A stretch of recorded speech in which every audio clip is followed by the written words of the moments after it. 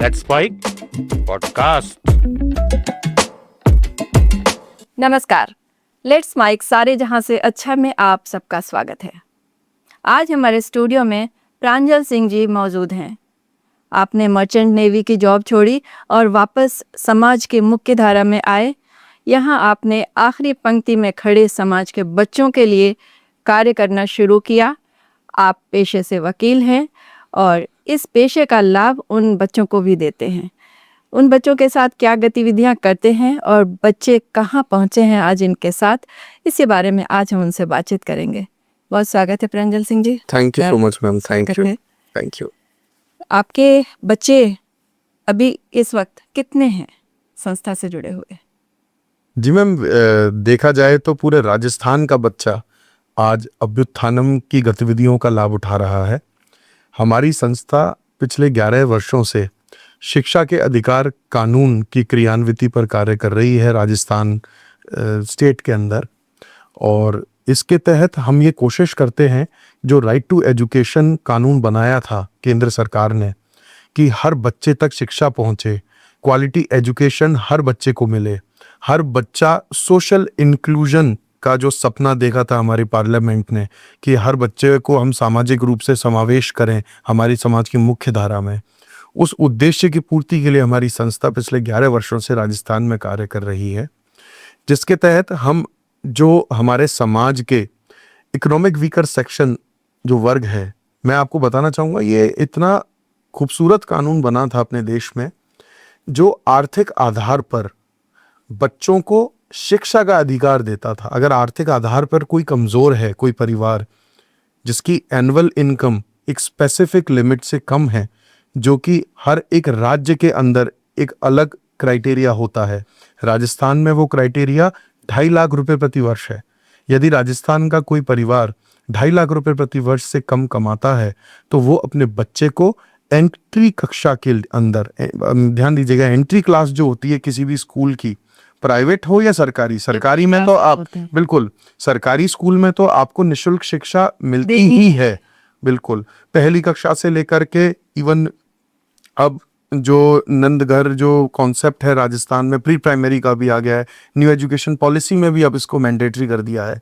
तो 1st to 12th तक राजस्थान में 1st to 8 तो फ्री है, और 9th, 10th, 11th, 12th में बहुत ही मिनिमम फीस चार्ज करती है सरकार। तो सरकारी स्कूलों में तो शिक्षा का अधिकार है ही, साथ ही इस कानून के तहत निजी स्कूलों में भी शिक्षा का अधिकार समाज के उस वर्ग को दिया गया जो आर्थिक रूप से कमजोर है या असुविधाग्रस्त समूह से है। आपने कहा कि ये बहुत खूबसूरत कानून बना, तो फिर इस खूबसूरती में दिक्कत क्या आई कि आपको आगे कदम बढ़ाना पड़ा इसमें? जी, सबसे पहली जो रुकावट आई है वो ये है, जो कि एक आम रुकावट है इस देश के अंदर, कि एंड यूजर तक उस कानून या उस पॉलिसी या उस योजना का लाभ पहुंचना। हम कानून तो बनाते हैं इस देश के अंदर, पर भूल जाते हैं किसके लिए बनाया है, उस तक वो पहुंच रहा है या नहीं, लाभ कौन ले एग्जैक्टली उसका लाभ आखिर कौन ले रहा है, उसको कोई मिसयूज तो नहीं कर रहा। जो कानून हमने बना दिया है, क्या सारे स्टेक होल्डर्स उसको प्रॉपर तरह से यूटिलाइज कर रहे हैं, कहीं मिसयूज तो नहीं हो रहा, कहीं अब्यूज तो नहीं हो रहा। तो यूटिलाइजेशन इस कानून का सही वर्ग तक हो सके, उसके लिए अभ्युत्थानम कार्य करता है। और अगर मैं मोटे मोटे ढंग से बात करूं, तो राजस्थान में लगभग हर वर्ष 2.5 से 3.5 लाख, 3 लाख, कभी एक आंकड़ा ऊपर नीचे होता रहता है, लगभग अगर मोटा मोटा पकड़े तो 3 लाख बच्चे हर साल आरटी के तहत दाखिला लेते हैं राजस्थान में। और ये बहुत ही बड़ी बात है। राजस्थान पूरे देश के अंदर लीडिंग है आरटीई इम्प्लीमेंट करने पर।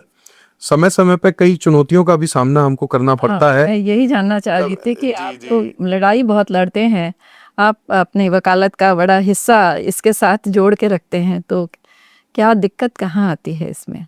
जी मैम, मुझे ऐसा लगता है कि मैंने जो सीखा अपने अनुभव से, समाज के ग्रास रूट में काम करने के बाद, अधिकार छीन कर ही मिलता है। अच्छा, सरकार जो देती है वो लोगों तक नहीं, अधिकार सरकार एक कानून बना करके अधिकार को दे तो देती है हमको, एक कागज के ऊपर लिख कर कि अधिकार है आपका, पर वो हम तक पहुंचे उसके लिए बहुत लड़ाई लड़नी पड़ती है। कई स्टेक होल्डर्स हैं जो उस कानून की क्रियान्विति नहीं करना चाहते हैं। कई सरकारें हैं जिनके एजेंडाज होते हैं कि अगर हमने उस वर्ग को समाज के उस वर्ग को शिक्षित कर दिया तो आखिर अभी तो ये 10% लोग प्रश्न पूछ रहे हैं, कल पूरा समाज खड़े होकर हमसे प्रश्न पूछने लग जाएगा। क्योंकि शिक्षा से ही क्रांति आएगी। किसी भी समाज के अंदर अगर समाज शिक्षित है तो वो अपने आप में सशक्त बनता है।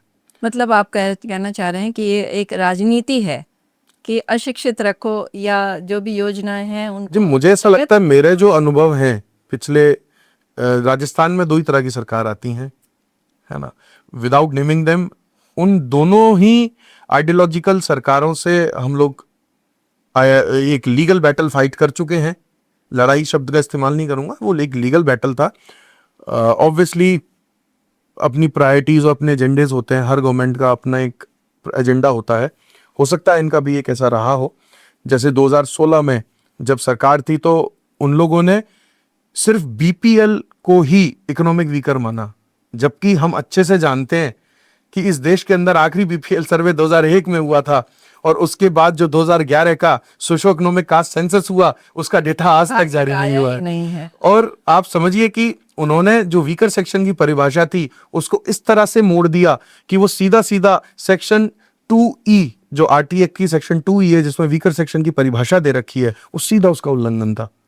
हमने सरकार से निवेदन किया कि आप ऐसा मत कीजिए, क्योंकि आप ये मान के चलिए कि जो वीकर सेक्शन के तहत जो बच्चे दाखिला लेते थे वो लगभग 75% था टोटल आंकड़े का। अच्छा जी, अगर मान लीजिए एक सेशन में 1 लाख बच्चों ने आवेदन किया है आरटी में, तो 70 से 75% वो वीकर सेक्शन के बच्चे थे, या ओबीसी एसबीसी के वो बच्चे थे जिनकी वार्षिक आय 2.5 लाख से कम है। हम जानते हैं हमारा समाज का जो स्ट्रक्चर है उसमें ओबीसी पॉपुलेशन कितनी बड़ी है, बहुत बड़ी है। और जो ये इनकम लिमिट थी 2.5 लाख रुपए की उस वक्त, वो सरकार ने हटा दी और सिर्फ ये कहा कि हम आर्थिक रूप से कमजोर सिर्फ बीपीएल कार्ड होल्डर को मानेंगे, जो कि सरासर इलीगल था। इस बात की हमने चुनौती माननीय उच्च न्यायालय में की। राजस्थान हाईकोर्ट के अंदर हम लोग गए, कोर्ट ने हमारे केस को फिट माना, हमने जनहित याचिका जाहिर की थी, हम यहाँ पर भी जीते। यहाँ पर हम लोग रिपोर्टेबल जजमेंट लेके आए फेवर में हमारे बच्चों के लिए। वो बच्चों की लड़ाई थी, इसमें मेरा कोई निजी हित नहीं है, मैं शादीशुदा भी नहीं हूं, ना मेरे बच्चे हैं, ना मैं इस कानून का लाभ ले सकता। मैं तो ये चाहता हूं कि समाज के हर उस बच्चे तक इस कानून का लाभ पहुंचे जिसके लिए कानून बनाया गया था। अनुचित लाभ प्राप्तियों को तो हम तब रोकें जब पहले एक बार जो एक्चुअल जिसको लाभ मिलना चाहिए उस तक हम कानून को पहुंचाएं। आप समझ रहे हैं? तो ये एक लड़ाई थी। अब इसमें हम कोई सरकार के खिलाफ नहीं है, हम सिर्फ एक इंटरप्रिटेशन का विषय है। 4 लोगों ने इंटरप्रेट करके सरकार को बताया कि हम अगर ये 75% बच्चों को एडमिशन नहीं देंगे तो हमारा एक्स अमाउंट रियम्बर्स नहीं करना पड़ेगा स्कूलों को। तो सरकार इसी बात पे खुश हो रही थी कि बताओ हमने इतने रुपए बचा लिए, जबकि उनको ये समझना चाहिए कि education is not a expense, it's a investment.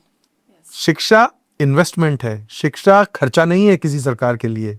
परंतु ये सद्बुद्धि देने वाले जो हमारे अधिकारी होते हैं, मैं आई एम वेरी थैंकफुल, जो उस वक्त के secretary education mister Naresh Pal Gangwar जी थे, पोस्टेड उस वक्त एजुकेशन डिपार्टमेंट में, मैं खुल के नाम ले रहा हूं उनका। उन्होंने नोटशीट पे बहुत क्लियरली लिखा था जब इस नोटिफिकेशन को लाया जा रहा था, क्योंकि गजट नोटिफिकेशन के थ्रू ही इनकम लिमिट हटाई या लगाई जा सकती थी। अच्छा। क्योंकि जो वीकर सेक्शन की परिभाषा थी उसमें अप्रोप्रिएट गवर्नमेंट को थ्रू नोटिफिकेशन डिटरमिन करना पड़ता है कि क्या इनकम लिमिट लगाई जाए। तो उस वक्त जो नोटशीट थी जिसकी कॉपी माननीय राजस्थान उच्च न्यायालय में AAG द्वारा एक एनेक्सर लगाया गया था, उसमें नोटशीट में क्लियर था कि आईएएस गंगवार साहब ने ये क्लियर लिखा था कि अगर हम इस तरह का कोई नोटिफिकेशन लाते हैं तो ये आरटी के स्कोप को नैरो डाउन करेगा। बावजूद इसके उस इंटेलिजेंट अफसर की नोटिंग को दरकिनार करके सरकार ने सिर्फ चंद रुपए बचाने के चक्कर में आरटीई में इस तरह का बदलाव किया, जिससे कि लाखों बच्चों प्रभावित हुए। और इसका आंकड़ा मैं बहुत ही आसानी से आपको आंकड़ों में समझा सकता हूं कि जब ये नोटिफिकेशन आया तो उस वक्त कितने आवेदन हो पाए राजस्थान में, मात्र 70,000।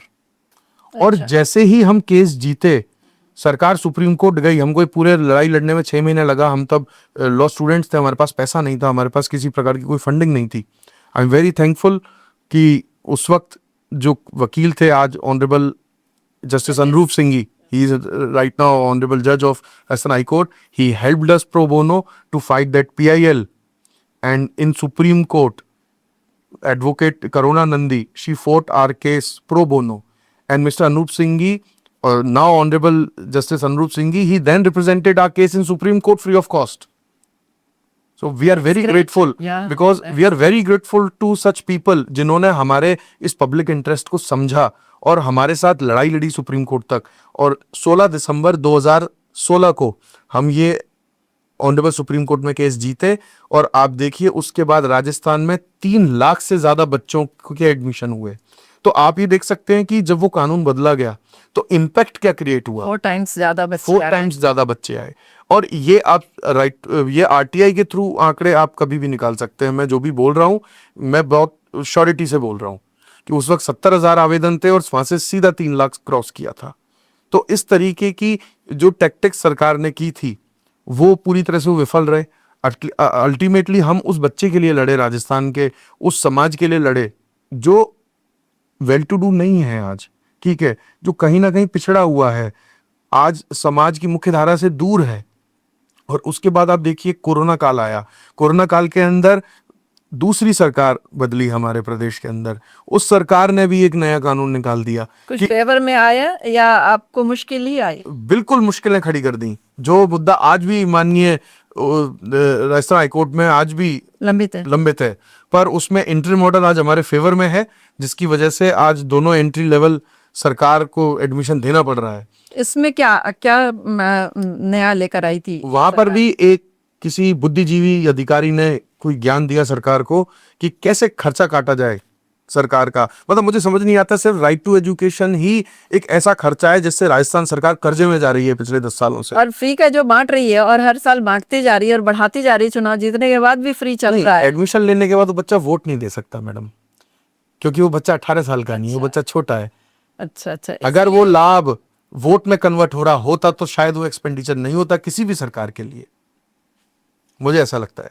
क्योंकि वो 3 से 7 साल तक का बच्चा है जिसको वो लाभ मिलने वाला है, और वो उसके वोटर नहीं है, वो उसके वोटर नहीं है। इसलिए वहाँ पैसा बचा लो। मतलब आप बिलीव नहीं करेंगे मैम, जिस तबके के लिए कानून बनाया गया है वो तबका अपने लिए किसी एक निजी स्कूल में जाकर लड़ भी नहीं सकता। उसकी जानकारी की भी तो कमी है ना भाव, उसको पता ही नहीं। मुझे जागरूकता का अभाव है। मैं ये बताना चाह रहा हूँ, पिछले 11 सालों में जब से कानून लागू हुआ है बहुत अच्छे रूल्स बने हुए हैं, दिशा निर्देश बहुत ही सुंदर बने हुए हैं कि हम प्रचार प्रसार करेंगे, शिक्षा के अधिकार जन जन तक पहुंचाएंगे। मैं बिल्कुल वही कहना चाह रहा हूँ। आपने आज तक सरकार का एक ऐड देखा कि आरटीई के तहत 25% सीटों पर एडमिशन के लिए प्रवेश प्रक्रिया क्या है?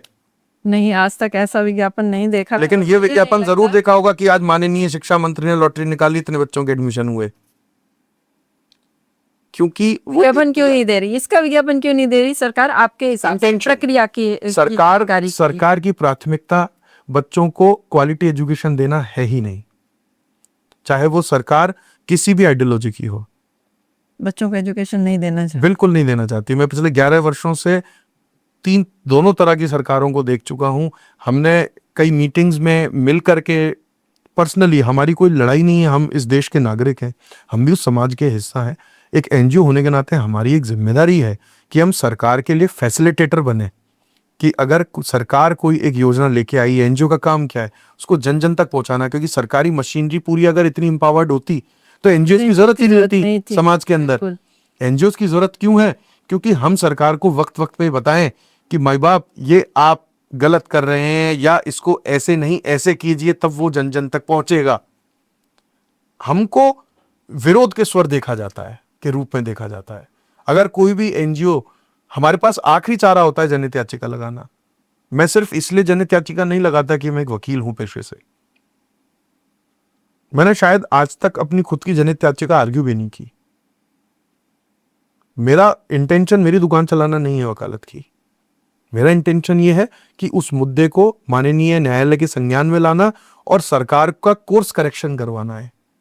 बहुत पॉजिटिव अप्रोच के साथ हम सरकार को ये समझाते हैं कि कोई भी कानून मैक्सिमम यूटिलिटी देना चाहिए जनता को। सरकार इसको उस तरीके से नहीं करती है, तो इसमें आपको कमी किसकी तरफ से नजर आती है? पॉलिटिकल विल पावर कम है या जो ब्यूरोक्रेसी है वहां पे दिक्कत आ रही है? मुझे लगता है दोनों ही बराबर के जिम्मेदार हैं।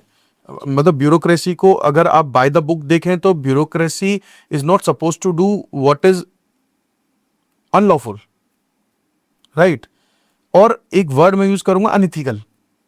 मैं नाम नहीं लेना चाहता कुछ ऑफिसर्स का, बट एजुकेशन डिपार्टमेंट में रहते हुए उन्होंने कुछ ऐसे डिसीजंस लिए जो कि बच्चों के हित में नहीं थे। मतलब हमारा समाज, ये बहुत दुर्भाग्य की बात है, हम लोग बच्चों का हित खुद तय करते हैं, एक डब्बा बनाते हैं और उस बच्चे को बोलते हैं इसमें फिट हो जाओ। हम हमारे बच्चे के आकार के अनुसार अगर उस डब्बे का निर्माण करेंगे तो मुझे लगता है बेस्ट इंटरेस्ट ऑफ चाइल्ड, जो बेस्ट इंटरेस्ट ऑफ चाइल्ड है वो तभी मीट हो सकता है। तो जो पॉलिसी मेकर्स हैं हमारे, आज पॉलिटिशियंस को राय देने वाले कौन है? हमारा एग्जीक्यूटिव है। एग्जीक्यूटिव उनका दायित्व बनता है कि किसी भी कानून का बेस्ट इंटरप्रिटेशन वहां तक पहुंचाए। पर पिछली सरकारों में जो ये इश्यूज आए हैं वो 100% इसी वजह से आए हैं कि जो इंटरप्रिटेशन उन्होंने किया कि हमको कैसे पैसे बचाने हैं। सरकार कोर्ट के अंदर कहती है कि हमें केंद्र सरकार रियम्बर्समेंट नहीं दे रही, केंद्र सरकार पार्टी है वो कहती है हम पैसा दे रहे हैं हर साल इनको। मतलब आप सोचिए, प्री प्राइमरी में उनको एडमिशन इसलिए नहीं दे रहा क्यों नहीं, क्योंकि सरकार पैसा नहीं दे रही, केंद्र सरकार उनको। क्या प्री प्राइमरी एजुकेशन इतना देना, और क्या आपको लगता है ये कोई 1,000 करोड़ का भार है सरकार पर? मेरे हिसाब से मुश्किल से भी 30-40 करोड़ का भी बिल नहीं बनता टोटल पर चाइल्ड एक्सपेंडिचर। अगर आप समझे ना, राजस्थान के अंदर आरटीई के तहत रियम्बर्समेंट कैसे देती है सरकार? कोई प्राइवेट स्कूल खैरात तो कर नहीं रहे बच्चों पर, भाई प्राइवेट स्कूल्स को पर चाइल्ड एक्सपेंडिचर सरकार पे कर रही है। अब लड़ाई ये चल रही है कि हमने जब पीआईएल लगाई, जब एंट्री कक्षा 1 कर दी सरकार ने, तो हम कोर्ट में गए कि भाई 1 नहीं मल्टीपल एंट्री लेवल होना चाहिए। हाँ, कि मान लीजिए फर्स्ट क्लास में तो है, जो डेफिनेशन है सेक्शन 12(1)(c) जो आरटीई को परिभाषित करता है कि हर स्कूल की फर्स्ट क्लास में 25% सीटें आरक्षित होनी चाहिए। ठीक है, फर्स्ट क्लास को एक एंट्री लेवल माना बाय डिफॉल्ट। उसके साथ साथ सेक्शन 12(1)(c) में एक प्रोविजियो है जो ये कहता है कि अगर वो स्कूल फर्स्ट क्लास के साथ साथ प्री प्राइमरी क्लासेस का भी संचालन कर रहा है तो उसमें भी 25% रिजर्वेशन को वहां भी देना पड़ेगा। एडिशनल 25%? एडिशनल नहीं, 25 ही। अच्छा, उसी को 25 तो फर्स्ट में, हाँ, 25 एलकेजी में। सपोज वो एलकेजी में ले रहा है। अब यहां पर आप समझे कैसे इसको मल्टीपल एंट्री लेवल हुआ। हाँ, अब आप समझिए, सपोज कीजिए कोई स्कूल है जो एलकेजी, यूकेजी और फर्स्ट में है, ठीक है, तो 3 लेवल पे उसको तो देना होगा। अगर नहीं, अच्छा, अगर एलकेजी में डायरेक्ट एडमिशन ले रहा है, सपोज कीजिए एलकेजी में उसके पास इंफ्रास्ट्रक्चर है कि मैं तो 30 बच्चे से ज्यादा नहीं पढ़ाऊंगा, ठीक है, ठीक। कोई भी स्कूल उसने कहा मैं 30 बच्चे पढ़ाऊंगा। फर्स्ट क्लास का इंफ्रास्ट्रक्चर ये है कि मैं तो 100 बच्चे पढ़ा सकता हूं, समझिएगा। तो एलकेजी में उसको उस 30 का 25% 10 बच्चों को आरटीई के बच्चे उनको लेने पड़ेंगे। वो बच्चे एलकेजी से यूकेजी में आए तो कितने टोटल बच्चे हुए? 40 में 10 आरटी, 30 नॉन आरटी। वो 40 बच्चे एलकेजी से यूकेजी में आए। अब यूकेजी में कोई एडमिशन नहीं ले रहे तो कोई आरटी एडिशनल नहीं देनी। नहीं दी। अच्छा, अब फर्स्ट क्लास में सपोज करो आपकी स्ट्रेंथ, आप नॉन आरटीई के बच्चे ले रहे हो 100, ठीक है, 40 नीचे से प्रमोट होके आ रहे हैं, ठीक है, उसमें ऑलरेडी आरटीई के हैं, तो जो एडिशनल आप ले रहे हो सिर्फ उसी का 25% देना है। अच्छा, ये इतना साधारण कानून है जिसकी बहुत ही विचित्र प्रकार से इंटरप्रिटेशंस स्कूल्स ने की, सरकारों ने की। सर इसको कहीं पर जाके क्लैरिफाई नहीं किया गया? एक्चुअली हमारा जो ऑनरेबल हाई कोर्ट का जो ऑर्डर है 2022 का, उसमें बहुत डिटेल इंटरिम ऑर्डर था जिसमें ये कहा गया कि आपको मल्टीपल एंट्री लेवल फॉलो करने पड़ेंगे जो पहले आप करते आए थे। राजस्थान सरकार 2014 से लेकर के 2020 तक सेम पैटर्न फॉलो कर रही थी। मल्टीपल एंट्री लेवल थे 3+, 4+, 5+, 6+ बच्चे, क्योंकि हर स्कूल का अपना एंट्री लेवल होता है। आप किसी स्कूल को बाध्य नहीं कर सकते कि मैं 3 to 4 वाले, कोई स्कूल्स होते हैं जो 4 to 5 वालों को एलकेजी मानता है, कई स्कूल 3 to 4 वालों को मानते हैं, एज ग्रेप को।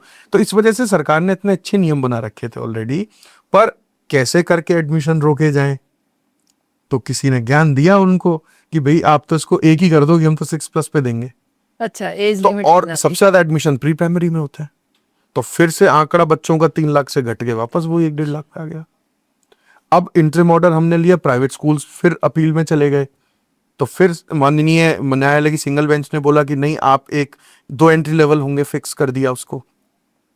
फिर स्कूल्स आज उसकी डीवी में, अपील में, और वो हमारी पीआईएल के संग सारे मुकदमे वो टैग हो गए।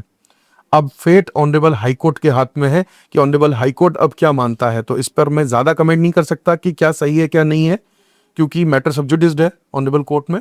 बट अब ये राजस्थान हाई कोर्ट तय करेगा कि क्या हो? राजस्थान में कितने एंट्री लेवल होने चाहिए। मैंने आपको समझाया कि कानून बेसिक इंटरप्रिटेशन उसका एंट्री लेवल्स का क्या है। और ऐसे में जब ब्यूरोक्रेट्स बीच में अवार्ड पा लेते हैं, उनका प्रमोशन हो जाता है, तो फिर आपको क्या लगता है इस तरह की हरकतें करने के दौरान उनको प्रमोट कर दिया जाता है चीजों को लेकर? तब ये अपना अपना कॉन्शियस है, मुझे ऐसा लगता है। जब आप सीट पे बैठते हैं तो आपको अपने बॉसेस को भी खुश करना पड़ता है, मुझे ऐसा लगता है। उन पर कोई ज़रूर दबाव रहा होगा, अदरवाइज यूपीएससी क्लियर करने के बाद कोई आदमी इतनी बड़ी सर्विसेज में जाता है, उसके बावजूद इस तरह का नीति निर्माण वो अगर कर रहे हैं तो बड़ा दुर्भाग्यशाली है। वो सब कुछ समझते हैं और समझ कर करते हैं। ऐसा तो है नहीं कि गलती से हो जाती है चीजें। जब आम आदमी, और आपने जिस सिंपल लैंग्वेज में समझाया, अगर ये समझ में हमें आ रहा है, आम लोगों को आ रहा है, तो ब्यूरोक्रेट्स के लिए क्या कोई कठिन चीज थी क्या? मुझे ऐसा लगता है पॉलिटिकल विल भी, शायद वो एक प्रेशर होता है ब्यूरोक्रेट के ऊपर कि आखिर पॉलिटिकली सरकारें क्या चाहती हैं। आखिर गवर्नमेंट का अपर लेवल पर जो टॉप लेवल होता है, जिसको अपन बोलते हैं नंबर 1, उनकी क्या इंटेंशन है। उनको वो 30-40 करोड़ रुपए बचाने हैं जो बच्चों के लिए रियम्बर्समेंट के रूप में उन प्राइवेट स्कूल्स को जाएंगे। उससे पता नहीं क्या अलग अपन इस प्रदेश का विकास करेंगे, वो शायद बेहतरीन तरह से उनको ही पता है। बट ये बहुत ही मतलब दुखद है राजस्थान की जनता के लिए, राजस्थान के बच्चों के लिए। तो 14 से आप इसके लड़ाई लड़ ही रहे हैं। बिल्कुल। और आज 25 आ गए, मतलब 11 साल आपको हो गए। आपको कब लग रहा है, कब तक एक अंदाजा कि इसका फैसला आ जाएगा? मैडम मुझे लगता है I think honourable high court में तो अब जल्दी फैसला आ जाना चाहिए, क्योंकि अब सारी याचिकाएं टैग हो गई हैं, प्राइवेट स्कूल्स की याचिकाएं, तो शायद उनको ज्यादा जल्दी होगी कि ये कैसे भी करके। उनके प्रेयर ये है कि एक ही एंट्री लेवल होना चाहिए। एक्चुअली स्कूल्स में भी अलग अलग कैटेगरी हैं। कई स्कूल्स का मानना कुछ है, कुछ स्कूल्स का मानना कुछ है। कई चाहते हैं कि आरटी दें हम, कई स्कूल्स चाहते हैं कि आरटी हम बिल्कुल मिनिमम दें। अच्छा, जो ज्यादा देना चाहते हैं उसके पीछे क्या कारण है? जी, उसके पीछे तो देखिए सारे स्कूल्स मेरे पीछे पड़ जाएंगे अगर मैं बोलूंगा। मुझे तो लगता है कि देखिए, उनको एंट्री दे दी और बच्चों का मैक्सिमम एंट्री शो कर दिया, उतने बच्चे आ दे रहे हैं, उसका फंड उठा कई लिया। स्कूल्स ऐसे हैं जो बहुत ही ईमानदारी से राइट टू एजुकेशन कानून का पालन करते हैं। उनकी जो प्रिंसिपल्स हैं, मैं पर्सनली मिला हूं, और वो बहुत ही मतलब उनका इंटेंशन बहुत क्लियर है कि हमें बच्चों को शिक्षा देनी ही है। और हमारे जयपुर के अंदर ही कई ऐसे स्कूल्स हैं जो कि बहुत ही प्रभावशाली लोगों के स्कूल हैं, जो आज सत्ता के गलियारों में घूमते हैं। वो शिक्षा के अधिकार कानून को देना ही नहीं चाहते। जो इलिटिस्ट सोच है उनकी, वो देना ही नहीं चाहते राइट टू एजुकेशन को। जबकि ऐसा नहीं है कि ये कोई एहसान कर रहे हो आप किसी बच्चे पर। सरकार दे रही है पैसा। हाँ, सरकार रियम्बर्समेंट दे रही है। और अब ये क्वेश्चन नहीं किया जा सकता। ये कानून 2009 में आया था, ठीक है, 2009 में आरटी एक्ट आया था, और इसकी कम से कम 4 साल तक पार्लियामेंट के अंदर बहस चली है इसके बिल पर। बहुत मुश्किल से जाकर के ये उस वक्त I think Kapil Sibal was the minister, law minister that time, जब ये कानून आया था। और बहुत खूबसूरती से कानून बनाया गया है, ठीक है, कि ये बड़ा यूनिक सोच थी कि हम उस समाज के उस तबके को हम शिक्षा दिलवाएं प्राइवेट स्कूलों में फ्री। और इसको चैलेंज किया था राजस्थान की ही सोसाइटी थी, society for unaided non minority private schools of Rajasthan की एक यूनियन थी, जिसने इसकी कॉन्स्टिट्यूशनल वैलिडिटी सुप्रीम कोर्ट तक चैलेंज की थी। और ऑनरेबल सुप्रीम कोर्ट ने 3 जज बेंच ने इसकी कॉन्स्टिट्यूशनल वैलिडिटी अपहेल्ड की और कहा कि स्कूलों को जो आर्टिकल 19(1) है, freedom of doing trade, education is not a business, ये कई बार ऑनरेबल सुप्रीम कोर्ट हेल्ड कर चुकी है कई जजमेंट्स में कि education is not a business, you are not doing a business. Actual में तो कर ही रहे हैं, पर होता नहीं है। और every and that have a reasonable restriction, ठीक है। Fundamental rights are not absolute. आज स्कूलों को, कई स्कूल्स को रियायती दरों पर जमीनें मिलती हैं, तो उनकी भी एक सामाजिक जिम्मेदारी है कि समाज के प्रति वो देना, ठीक है। कई स्कूल्स की फीस है 1.5 लाख रुपए, जो बड़े स्कूल्स हैं, पर हमारे समाज में बड़ा परसेप्शन होता है स्कूल्स का मतलब बड़े स्कूल। राजस्थान के अंदर लगभग 35 से 40 हजार प्राइवेट स्कूल्स हैं जो रजिस्टर्ड हैं शिक्षा विभाग के साथ। उसमें से शायद 800-900 ऐसे स्कूल हैं सिर्फ जिनकी फीस 1 लाख रुपए से ऊपर होगी प्री प्राइमरी में। बस जो इलीट लॉबी है, मतलब 1000 भी नहीं है। 1000 भी नहीं है, वो लॉबी 1000 भी नहीं है जो इन्फ्लुएंस करती है पॉलिसी मेकिंग को, जो आरटी देना ही नहीं चाहती। इससे ज्यादा नहीं है। एक कैटेगरी ऐसी है जिनकी फीस तो एक्चुअल में आरटी से पहले थी 7000, पर उन्होंने भला करके कर ली 16000, क्योंकि सरकार 16000 दे रही है मुआवजा बच्चे का, जो रियम्बर्समेंट दे रही है। तो वो एक अलग तरह का गेम है। बट बीच में भी ऐसे कई मेजोरिटी ऑफ स्कूल्स हैं जो देना चाहते हैं आरटी। एक रेशियो मुझे बताइएगा अंदाजे से कि कितने स्कूल हैं जो देना चाहते हैं। मुझे लगता है 70% से ज्यादा स्कूल हैं जो आरटी देना चाहते हैं ईमानदारी से। हाँ, नहीं फिर तो अच्छी बात क्योंकि है। मैं हमारे समाज के अंदर आखिर हम बहुत बेहतरीन तरीके से जानते हैं बहुत बड़ा आज इनकम गैप है। ठीक है, इतनी इनकम नहीं है लोगों की कि इतने बड़े बड़े स्कूलों में अपने बच्चे को पढ़ा पाए। ठीक है, आरटी एक ऐसा माध्यम बना था जिससे कि सोशल इंक्लूजन उन बच्चों का हो सके। सिर्फ को बात ये नहीं है कि गरीब का बच्चा अमीर के बच्चे के संग पढ़ेगा, बात है अमीर का बच्चा भी समझे कि गरीब के जीवन में क्या संघर्ष होते हैं, उसके घर के खाने का स्वाद क्या होता है, उसकी खुशबू क्या होती है। इस सोच के साथ इस कानून को लाया गया था, ना कि एक समाज में गैप क्रिएट करने के लिए। आप समझिएगा, गैप तो ऑलरेडी क्रिएटेड था, जब भी तो उस कानून को लाने की जरूरत पड़ी। अगर गैप होता ही नहीं, सब कुछ इतना हैप्पी होता, तो हमको ये सब चीजें करने की जरूरत है, योजनाएं चलाने की जरूरत है सरकार को। सिर्फ इंफ्रास्ट्रक्चर डेवलपमेंट पे फोकस करे, आखिर वेलफेयर स्कीम्स की जरूरत क्या है फिर हमको, जब सब कुछ इतना अच्छा है। तो आरटी एक ऐसा इन्वेस्टमेंट है जो गवर्नमेंट की प्रायोरिटी होनी चाहिए। तो स्कूल्स को ये भी लगता है कि ये जो बड़े सो कॉल्ड जो बड़े घरों के बच्चे हैं और छोटे बच्चे आ रहे हैं, इनकी वजह से उनके स्कूल का माहौल बिगड़ता है, ऐसा भी कुछ 100% स्कूल ये भी सोचते हैं। ये बिल्कुल ये सोचते हैं। आप देखिए, मेरे तो कई ऐसे एक्सपीरियंसेस है, मैं स्कूल्स को नेम नहीं करना चाहता, कि हमने मेहनत करके उन बच्चों का उन स्कूल्स में फॉर्म भरा। पहली बात तो एक गरीब आदमी जो आरटी का फॉर्म है वो ऑनलाइन होता है, सिर्फ ऑफलाइन नहीं होता, अच्छा, ऑनलाइन भरा जाता है। तो Digitally सबसे पहले तो उसको आपको एक ई मित्र पे जाके या हमारे जैसे साथियों के साथ मिलकर जो समझता है उस फॉर्म को टेक्निकली, वो भर सकता है। अब उस फॉर्म की रिपोर्टिंग करना भी ऑफलाइन पहले होती थी। वो तो बहुत अच्छा है कि शिक्षा विभाग में हर कोई नेगेटिव नहीं है, कई ऐसे अधिकारी वहां पर पोस्टेड हैं जो बहुत पॉजिटिव सोच के हैं, जो चाहते हैं, जो पिछले 11 सालों से आरटी पर काम कर रहे हैं। मैं उनके लिए भी, उनका भी नाम नहीं लेना चाहता क्योंकि उनके लिए प्रॉब्लम हो जाएगी। हाँ, अच्छा काम करने वाले वो लोग ये भी इतना मुश्किल है। अच्छा सोचते हैं, हर साल जो चैलेंजेस आते हैं नेक्स्ट ईयर वो उसको रिजॉल्व करते हैं कि अच्छा ये स्कूल वाले रिपोर्टिंग ले, चलो ऑनलाइन रिपोर्टिंग का कॉन्सेप्ट लिया है कि अब कैसे मना करोगे, ऑनलाइन दिखा दिया। क्योंकि आप मान के चलिए वो स्कूल में घुसने तक नहीं देते। कई ऐसे स्कूल्स हैं, आप सर्वे कर लीजिए, आप स्टिंग ऑपरेशन कर लीजिए, जो आज भी आरटी में 5 से ज्यादा एडमिशन नहीं दे रहे, जबकि उनके पास 150 से ज्यादा बच्चे हैं और इनके ऊपर कोई कार्रवाई नहीं होती। कोई कार्रवाई नहीं होती। सरकारें, डीओ लिखता रहता है लेटर और हम ये मान्यता रद्द कर देंगे, कुछ नहीं होता। They are very powerful. तो क्या रद्द की नहीं जा सकती मान्यता? बिल्कुल की जा सकती है, कानून में प्रावधान है, 100% की जा सकती क्योंकि है। जब तक प्रावधान है तो जब तक उसको इम्प्लीमेंट नहीं करेंगे और सजा नहीं मिलेगी तब तक ये नहीं सुधरेगा। बिल्कुल।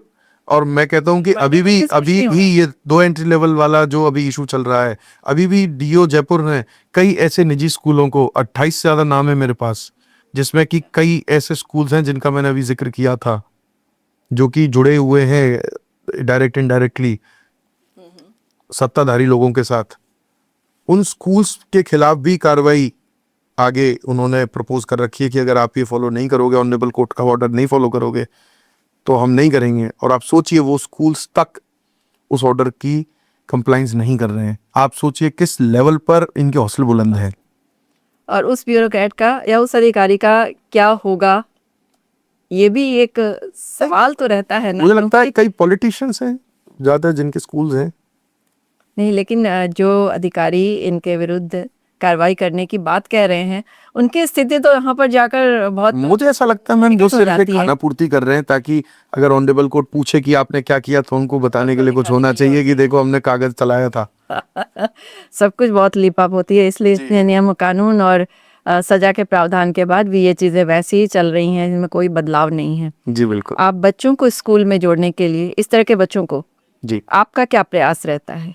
जी, हम कोशिश करते हैं मैम, जितने भी हमारे पास संसाधन मौजूद हैं, आजकल डिजिटल इंडिया हो गया है, हर व्यक्ति के पास आज मोबाइल फ़ोन है।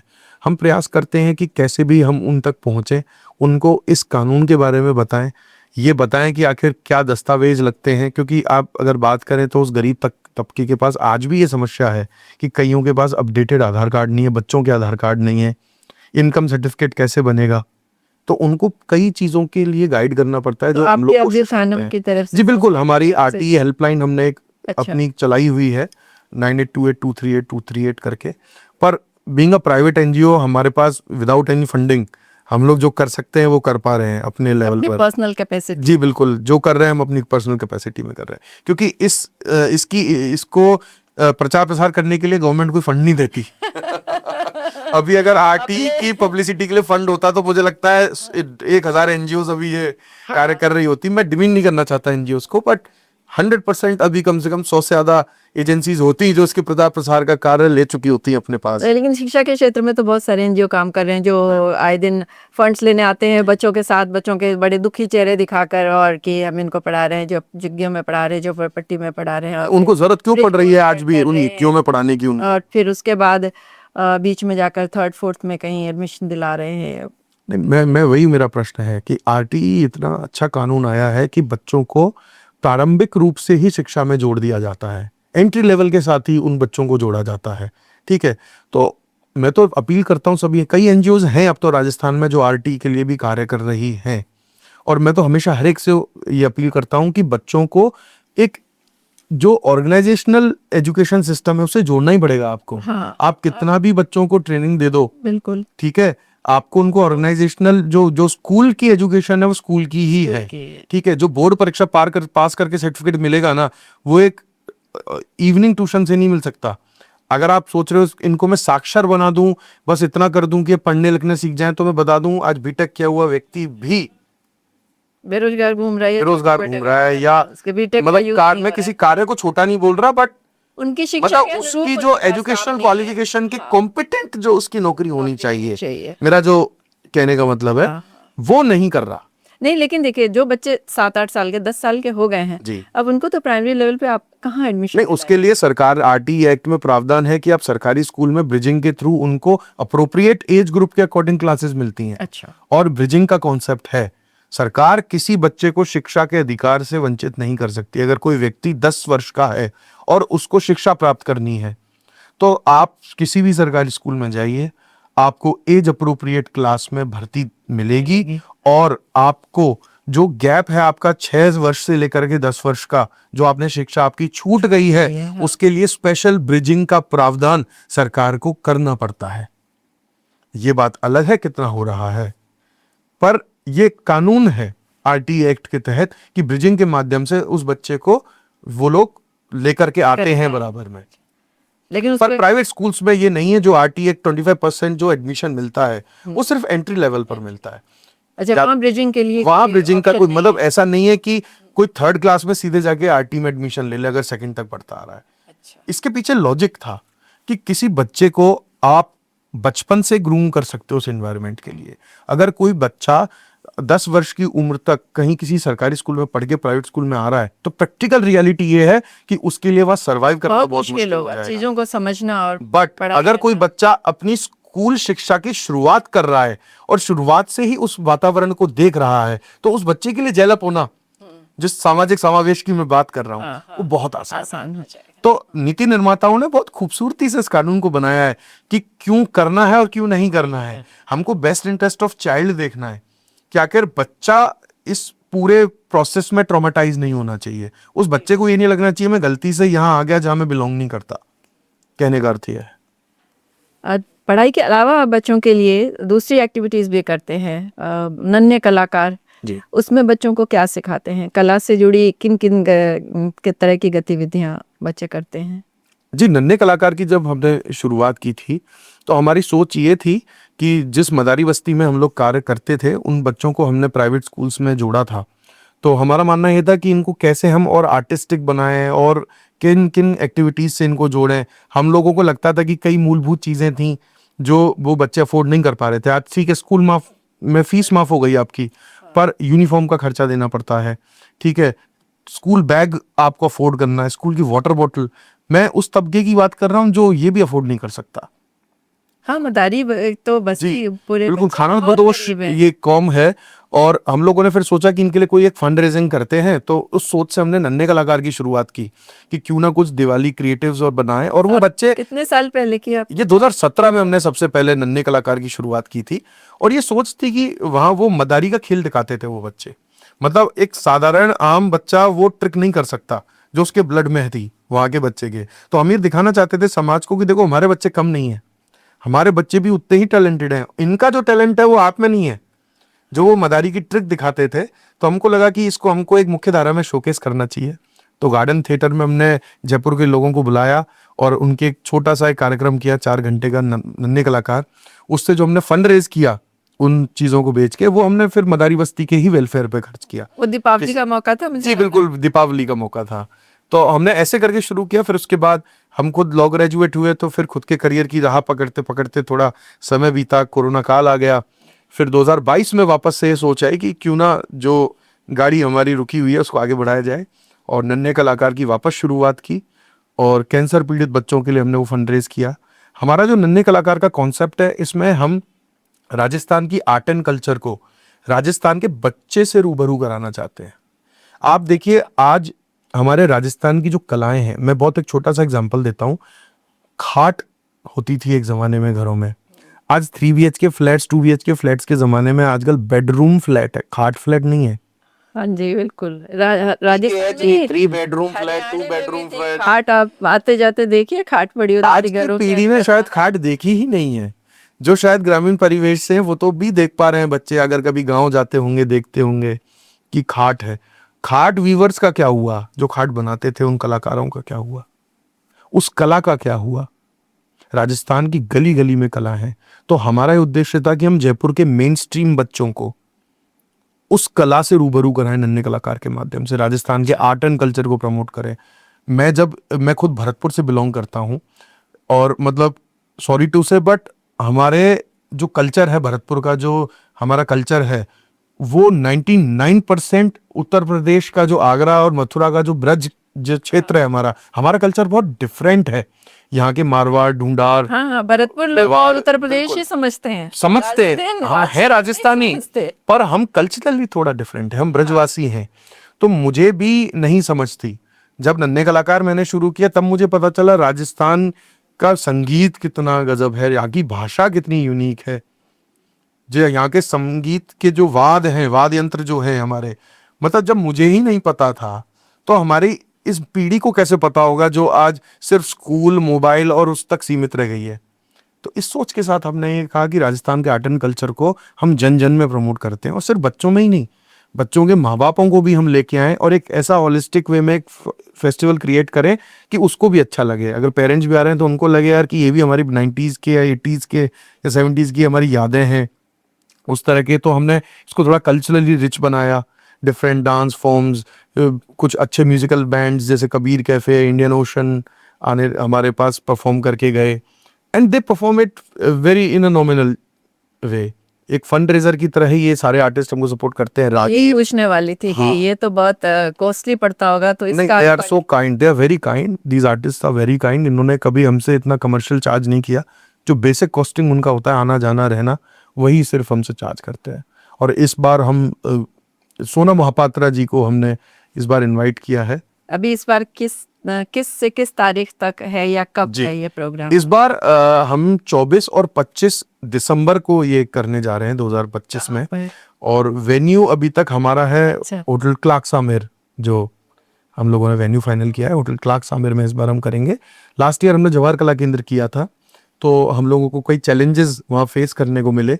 तो हमें लगता है कि हमें कुछ ऐसा एक वेन्यू चाहिए जहां पर हम और अपनी क्रिएटिविटी और ज्यादा जनता को केटर कर सकें। पर आपको ये नहीं लगता कि ये जगह कॉस्टली, आप जब एक एनजीओ के थ्रू कर रहे हैं तो इतना आप फंड कैसे मैनेज करेंगे? उसके लिए भी मैं थैंक यू बोलना चाहता हूँ होटल क्लार्क्स आमेर को। They are charging very nominal to us, they are not, मतलब आई एम वेरी ग्रेटफुल कि मुझे ऐसे लोग मिले हैं इस पूरे 11 साल के सफर में जिन्होंने कभी भी मुझे कमर्शियली नहीं आंका।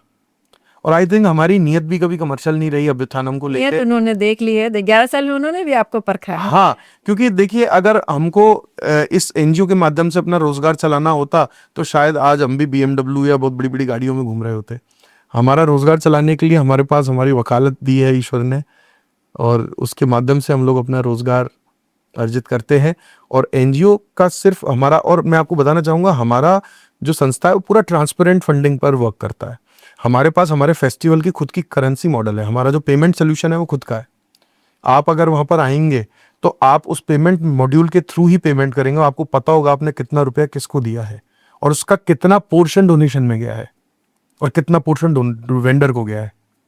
अच्छा, अगर जैसे मान लीजिए आपके फेस्टिवल में आते हैं, जी हमने कुछ पिज्जा बर्गर खाया, और इसका आप बता सकते हैं कि ये जैसे ही आप पिज्जा बर्गर के काउंटर पर जाएंगे वहां पर QR कोड आपको मिलेगा।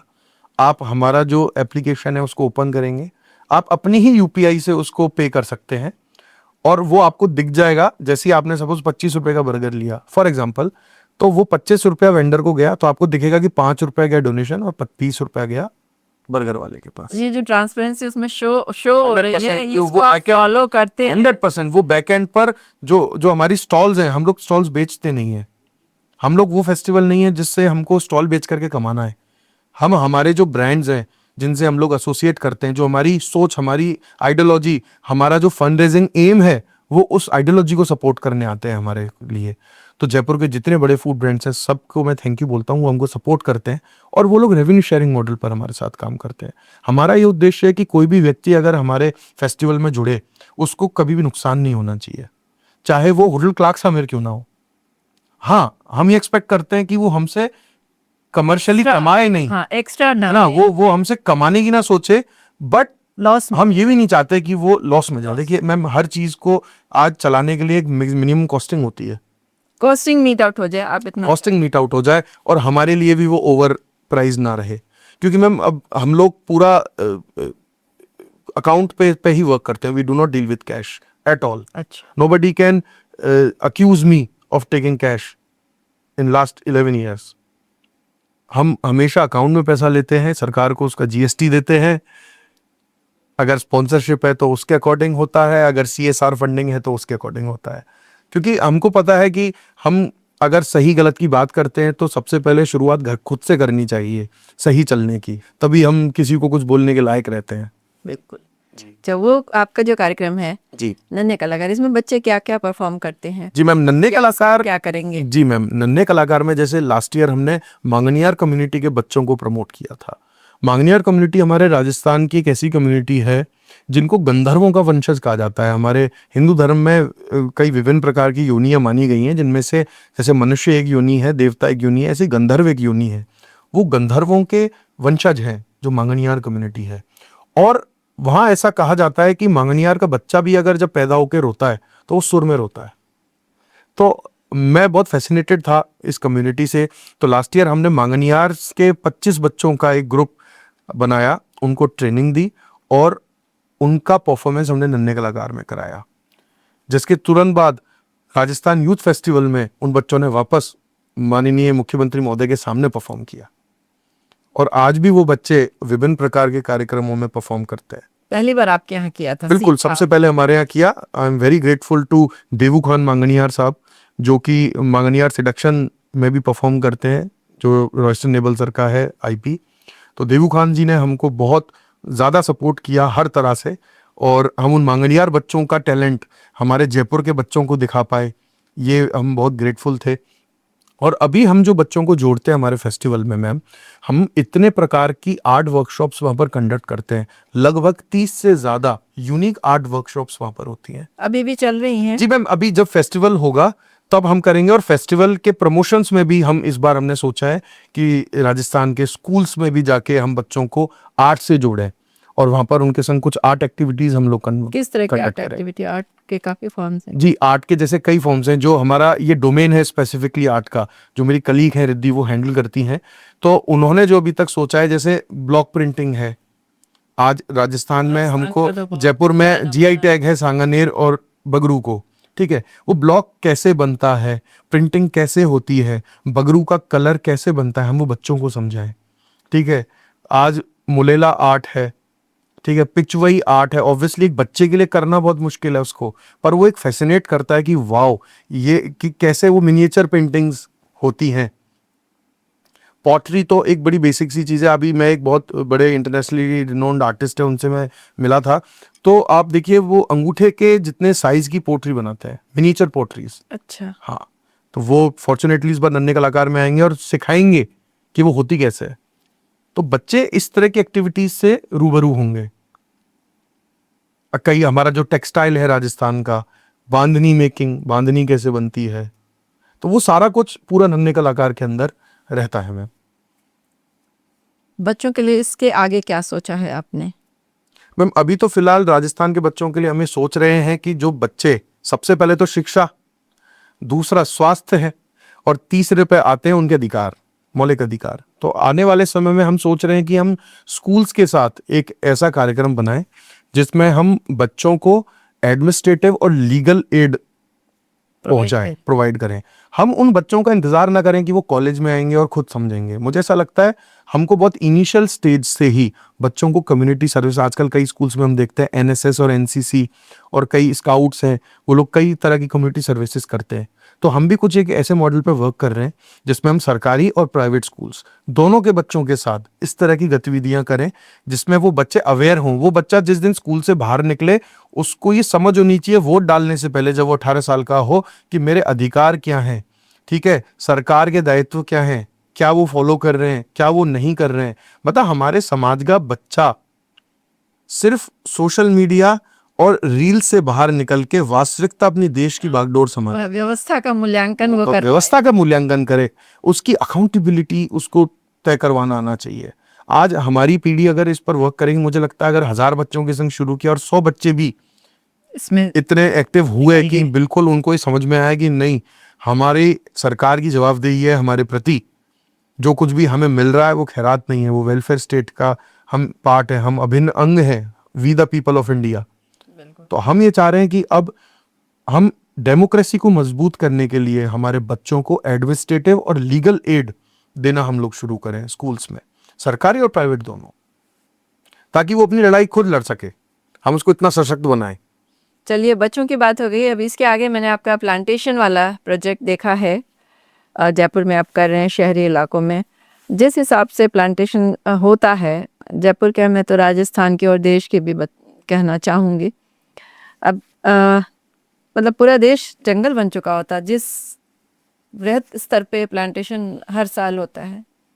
जी, आंकड़ों की बात करें, अगर सरकारी आंकड़े जो कहते हैं उस हिसाब से, तो मेरे हिसाब से चलने के लिए जगह भी नहीं होती। जगह नहीं होती, इसलिए मैं जब प्लांटेशन की बात आती है ना तो कान खड़े हो जाते हैं कि जो भी एनजीओज बात कर रहे होते हैं कि प्लांटेशन कर रहे हैं, तो मेरी उत्सुकता होती है कि मैं जानूं कि कागज पे कर रहे हैं या ज़मीन पे कर रहे हैं। जी मैम, बेशक मैं तो बता सकता हूँ कि हम लोगों ने 3 साल पहले एक प्रोजेक्ट शुरू किया, अरण्य रोपण अभियान। माननीय प्रधानमंत्री महोदय ने मन की बात में एक बार जिक्र किया था मियावाकी टेक्निक का। तो बेसिकली जो मियावाकी टेक्निक है, ये जो जापानीज बॉटनिस्ट थे एक अकीरा मियावाकी, उन्होंने इस टेक्निक का इजाद किया था जापान में, क्योंकि ज़मीन बहुत कम थी जहाँ पर पेड़ उगाए जा सकें। तो कैसे वो टेरेस पर एक क्लोज स्पेस में कैसे अर्बन फॉरेस्ट और डेंस फॉरेस्ट बनाए जा सके, इस टेक्निक का इजाद मियावाकी ने किया था। और माननीय प्रधानमंत्री ने भी जो साबरमती रिवर फ्रंट है वहाँ पर मियावाकी तकनीकी से बहुत ही घना जंगल लगाया, जैसे आपने सुना होगा कच्छ वॉर मेमोरियल जंगल था। तो कुछ इस तरह के प्रोजेक्ट्स हमने देखे थे, और तो हम इससे काफ़ी इंस्पायर हुए कि हम तो राजस्थान के मरुभूमि में रहते हैं, हमें तो बहुत ही ज़्यादा ज़रूरत है हरियाली की, और हमारे पास बहुत ही कम ग्रीन कवर है पूरे इंडिया में। अगर बाकी स्टेट्स की बात करें, राजस्थान का बहुत कम ग्रीन कवर। जी बिल्कुल। तो हमने पायलट के रूप में ये प्रोजेक्ट 3 साल पहले शुरू किया था। सक्सेसफुली हमने अभी लगभग 9,000 से ऊपर पेड़ हमने लगाए अर्बन फॉरेस्ट में। कहाँ लगाए? मैम हमारे पास जयपुर में है 4 प्रोजेक्ट्स, और 3 प्रोजेक्ट हमने बीकानेर में लगाए थे।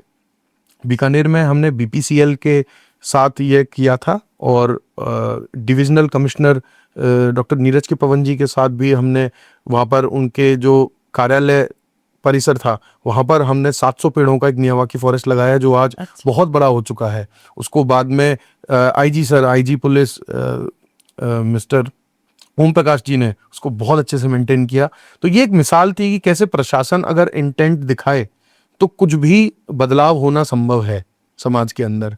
वहां पर प्रशासन, पुलिस और प्रशासन दोनों ने ये जिम्मा उठाया कि उसको एक मॉडल के रूप में बनाया है डिविजनल कमिश्नर ऑफिस बीकानेर में, कि जब जनता आए किसी भी क्वेरी से उनसे मिलने तो वो सीख करके जाएगी कैसे बीकानेर की धरती पर जंगल उगा है।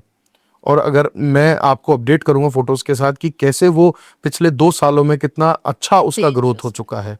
तो मियावाकी टेक्निक, ये पूरा टेक्निकली अगर मैं समझाऊं तो मेरे हिसाब से काफी देर हो जाएगी, बट ये एक ऐसी टेक्निक होती है जिसमें हम इंडिजीनियस पेड़ों को बहुत ही क्लोज स्पेस में एक साथ प्लांट करते हैं। और इसका जो बेसिक कॉन्सेप्ट है वो ये है कि इसमें फास्ट ग्रोइंग इसलिए होती है प्लांट्स की क्योंकि वो लोग कंपीट करते हैं आपस में, कंपटीशन ग्रोथ होती है। जैसे जब 2 पेड़ों को एक साथ पास पास में लगाया जाता है तो वो कंपटीशन में 10 टाइम्स ज्यादा ग्रो करते हैं।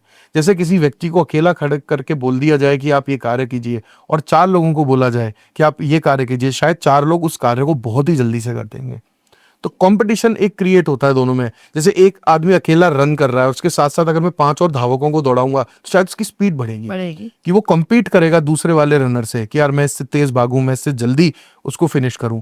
तो जो ग्रोथ है मियावाकी टेक्निक से पेड़ लगाने की, उसमें 10 टाइम ज्यादा है। तो जो जंगल 100 साल में बनता है वो जंगल 10 साल के अंदर बन के खड़ा हो जाता है। और ये सिर्फ इमेजिनरी बातें नहीं है, ऐसा हुआ है सुनने में तो इंडिया के अंदर। ऐसे कई एग्जाम्पल्स हैं। मैंने वॉर मेमोरियल की बात की आपसे, Kutch war memorial Miyawaki technique से लगाया हुआ जंगल है। Sabarmati river front Miyawaki technique से लगाया हुआ जंगल है। जयपुर के अंदर आप अगर महावीर वन जेलन मार्ग पे जाएं, वो हमारा लगाया हुआ जंगल है मियावाकी टेक्निक से। हमने IAS एसोसिएशन ऑफ राजस्थान के साथ मिलकर वो लगाया था। जामडोली में सामाजिक न्याय संकुल है सामाजिक न्याय विभाग का, वहां पर हमने जंगल लगाया था 600 पेड़ों का। BPCL के साथ हमने लगभग 3 प्रोजेक्ट्स किए हैं। कनौडिया कॉलेज के अंदर हमारा एक मिनी जंगल है मात्र 100 पेड़ों का। पर वो एक ऐसी मिसाल है जो कनौडिया कॉलेज के अंदर हमने लगाई है कि कैसे आप 600 स्क्वायर फीट के अंदर भी जंगल उगा सकते हो। तो हम लोगों को प्रेरणा देना चाहते हैं कि आपके पास अगर कहीं अर्बन स्पेस है तो आप वहां जंगल लगाइए, क्योंकि this is the natural oxygen bank. और ये एक ऐसी चीज है पेड़ जो आप आने वाली जनरेशन को देके जाते हो। ये सिर्फ एक कहावत थी कि इस पेड़ के फल हमारे आने वाली पीढ़ी भोगेगी, पर मियावाकी टेक्निक से उस पेड़ के फल हम खुद भी भोग सकते हैं, क्योंकि वो पेड़ बहुत जल्दी ग्रो करेगा।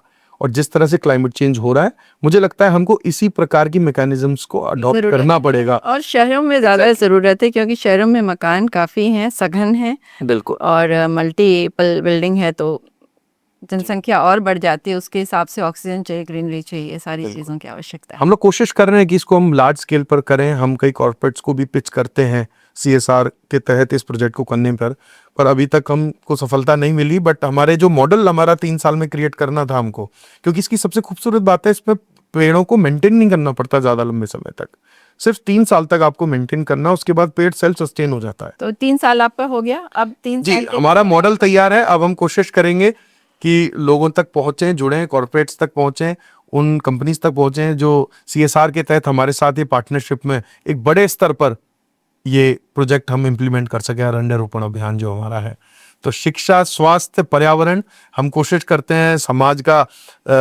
आर्ट एंड कल्चर हमारे राजस्थान का, हम कोशिश करते हैं कि हर क्षेत्र को छू पाएं हमारे इस छोटे से जीवन काल में। चलिए, हमारी बहुत शुभकामनाएं। आपने इतनी सारी चीज़ों को अपने साथ जोड़ के रखा है, और हम उम्मीद करते हैं कि ये सफ़र आपका चलता रहेगा और बड़ी सफलतापूर्वक चलेगा, जिससे इसका फ़ायदा हमारे समाज को और लोगों को मिले। जी thank you for having me. Thank you ma'am. तो ये थे प्रांजल सिंह जी, अभ्युत्थानम संस्था के मदद से समाज को अपनी सेवाएं दे रहे हैं। आपको हमारा ये कार्यक्रम कैसा लगा हमें ज़रूर बताइएगा। नमस्कार। आप सुन रहे थे let's mic more than radio. Follow कीजिए हमें हमारे सोशल मीडिया प्लेटफॉर्म्स पर। It's time for news. It's time for more than radio. Presenting the first radio news app, Let's Mic. Let's Mic, a news-based app on your phone where you get to watch and listen news, talk shows, interviews, radio show podcasts. On Let's Mic, you get all relevant information of TV, print, radio, podcast, and digital. Let's Mic talks about every segment of life.